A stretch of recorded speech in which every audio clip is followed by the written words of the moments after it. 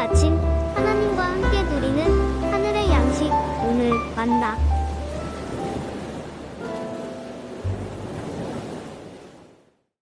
주여, 하늘에서 굽어 살피시며 주의 거룩하고 영화로운 처소에서 보옵소서. 주의 열성과 주의 능하신 행동이 이제 어디 있나이까? 주께서 베푸시던 간곡한 자비와 사랑이 내게 그쳤나이다. 주는 우리 아버지시라. 아브라함은 우리를 모르고 이스라엘은 우리를 인정하지 아니할지라도 여호와여, 주는 우리의 아버지시라.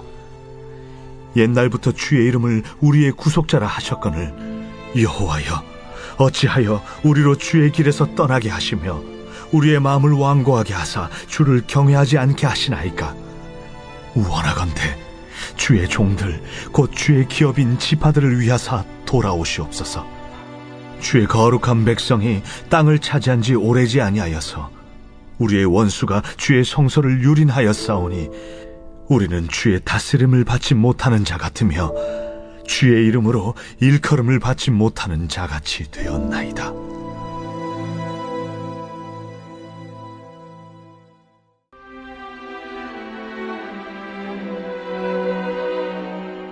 원하건대 주는 하늘을 가르고 강림하시고 주 앞에서 산들이 진동하기를 불이 섭을 사르며 불이 물을 끓임 같게 하사 주의 원수들이 주의 이름을 알게 하시며 이방 나라들로 주 앞에서 떨게 하옵소서.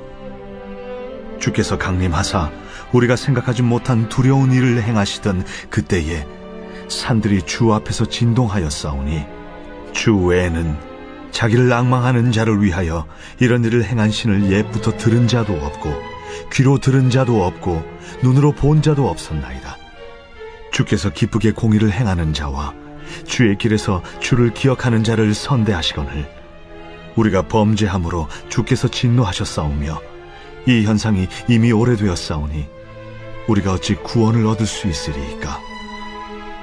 무릇 우리는 다 부정한 자 같아서 우리의 의는 다 더러운 옷 같으며 우리는 다 잎사귀 같이 시들므로 우리의 죄악이 바람같이 우리를 몰아가나이다. 주의 이름을 부르는 자가 없으며 스스로 분발하여 주를 붙잡는 자가 없사오니 이는 주께서 우리에게 얼굴을 숨기시며 우리의 죄악으로 말미암아 우리가 소멸되게 하셨음이니이다. 그러나 여호와여, 이제 주는 우리 아버지시니이다. 우리는 진흙이요 주는 토기장이시니 우리는 다 주의 손으로 지으신 것이니이다. 여호와여, 너무 분노하지 마시오며 죄악을 영원히 기억하지 마시옵소서. 구하오니 보시옵소서, 보시옵소서. 우리는 다 주의 백성이니이다. 주의 거룩한 성읍들이 광야가 되었으며 시온이 광야가 되었으며 예루살렘이 황폐하였나이다. 우리 조상들이 주를 찬송하던 우리의 거룩하고 아름다운 성전이 불에 탔으며 우리가 즐거워하던 곳이 다 황폐하였나이다. 여호와여, 일이 이러하거늘 주께서 아직도 가만히 계시려 하시나이까? 주께서 아직도 잠잠하시고 우리에게 심한 괴로움을 받게 하시려나이까?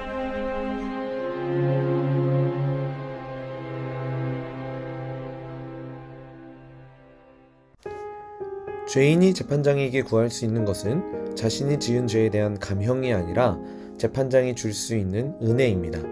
감형을 구할 수 있는 권리가 죄인에게는 전혀 없기 때문에 재판장이 내릴 수 있는 은혜만이 그에게 소망이 되는 것이죠.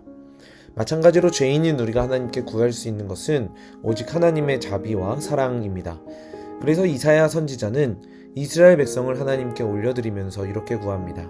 15절에 보시면 주여 하늘에서 굽어 살피시며 주의 거룩하고 영화로운 처소에서 보옵소서. 주의 열성과 주의 능하신 행동이 이제 어디 있나이까? 주께서 베푸시던 간곡한 자비와 사랑이 내게 그쳤나이다. 사실 이 말씀에서 하나님의 자비와 사랑이 진짜 그친 건 아니죠. 그런데 우리의 상황이 너무나 힘들고 지쳐있기 때문에 하나님이 없는 것처럼 느껴진다라는 겁니다. 그런데 사실 바꿔 생각해보면 하나님은 우리를 돌보셔야 할 의무를 가진 분은 아니죠. 그럼에도 불구하고 하나님은 우리를 돌보시고 인도하십니다. 이것이 오로지 하나님의 은혜라는 겁니다. 그래서 우리는 그 하나님의 은혜가 베풀어지도록 계속해서 기도하고 간구할 필요가 있는 것이죠. 그래서 이사야는 이렇게 고백합니다. 16절에 보시면 이스라엘은 우리를 인정하지 아니할지라도 여호와여 주는 우리의 아버지시라 옛날부터 주의 이름을 우리의 구속자라 하셨거늘. 이런 고백을 왜 할까요? 하나님에 대한 기억을 다시금 떠올리는 거죠. 우리의 상황과 형편에 상관없이 하나님은 우리를 구원하신다는 것, 특별히 바벨론 포로 가운데 있을지라도 하나님이 우리를 버리신 게 아니라 여전히 우리를 인도하고 계신다라는 믿음의 고백이었던 겁니다. 이러한 맥락에서 19절을 얘기를 하는데요. 우리는 주의 다스림을 받지 못하는 자 같으며 주의 이름으로 일컬음을 받지 못하는 자 같이 되었나이다. 우리는 주의 다스림을 받지 못한다라는 것, 실제로 못 받은 건 아닐 겁니다. 주의 이름으로 일컬음을 받지 못하는 자, 실제로는 그러는 건 아니죠. 그러나 죄인된 인간으로서 마땅히 누릴 수 있는 그 하나님의 영광을 우리가 온전히 누리지 못하고 있다라는 겁니다. 그래서 우리는 계속 주의 임재를 사모하며 간구합니다. 64장 1절에 보시면 원하건대 주는 하늘을 가르고 강림하시고, 하나님의 임재를 간구하는 고백이죠. 그러면서 이방 나라들을 심판해 주시길, 특히 부정한 것들이 불살라지고 정결해지기를 간구합니다. 그리고 이어서 이렇게 간구합니다. 주 앞에서 산들이 진동하기를 불이 섭을 사르며 불이 물을 끓임 같게 하사 주의 원수들이 주의 이름을 알게 하시며 이방 나라들로 주 앞에서 떨게 하옵소서. 결국 부정한 자를 심판하시고 정결한 자를 구원하시는 하나님의 구원하심을 보게 되죠.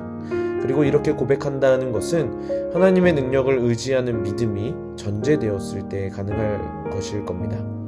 이어서 5절에 이렇게 얘기합니다. 주께서 기쁘게 공의를 행하는 자와 주의 길에서 주를 기억하는 자를 선대하시거늘 우리가 범죄함으로 주께서 진노하셨사오며 이 현상이 이미 오래되었사오니 우리가 어찌 구원을 얻을 수 있으리까. 하나님이 기억하시며 선대하는 자를 가리켜 누구라고 얘기합니까? 기쁘게 공의를 행하는 자, 그리고 주를 기억하는 자들이라고 얘기하죠. 반면 진노하시는 자들은 범죄하는 자들입니다. 그런데 충격적인 건 6절입니다. 우리는 다 부정한 자, 더러운 옷 같으며. 그래서 우리는 금방 시들어버리는 잎사귀 같은 거죠. 그러나 이럴 때에도 우리가 이런 자라고 할지라도 우리가 기억해야 할 것이 있습니다. 8절입니다. 그러나 여호와여 이제 주는 우리 아버지시니이다. 우리는 진흙이요 주는 토기장이시니 우리는 다 주의 손으로 지으신 것이니이다. 우리의 환경이 고난이고 아픔이지만 죄인이기에 절망밖에 없는 상황이지만 하나님이 우리의 토기장이시기 때문에 우리를 다시 아름답게 빚으시고 있다라는 겁니다. 그래서 우리는 여호와께서 너무 분노하지 않으시고 죄악을 기억하지 말아달라고 구할 수 있는 겁니다. 오늘 우리의 기도도 이런 고백이 되어야 할 것입니다. 우리는 아무런 공로도 없고 어떠한 선함도 없습니다. 다만 우리를 돌보시는 하나님은 여전히 선하시고 여전히 공의로우시며 여전히 사랑이십니다. 오늘도 그 하나님의 사랑을 기억하시며 하나님의 사랑을 베풀어 주시길 간절히 구하시는 그 하나님의 은혜를 구하는 우리 모든 성남 제1의 성도님들 되시길 주님의 이름으로 간절히 축복합니다.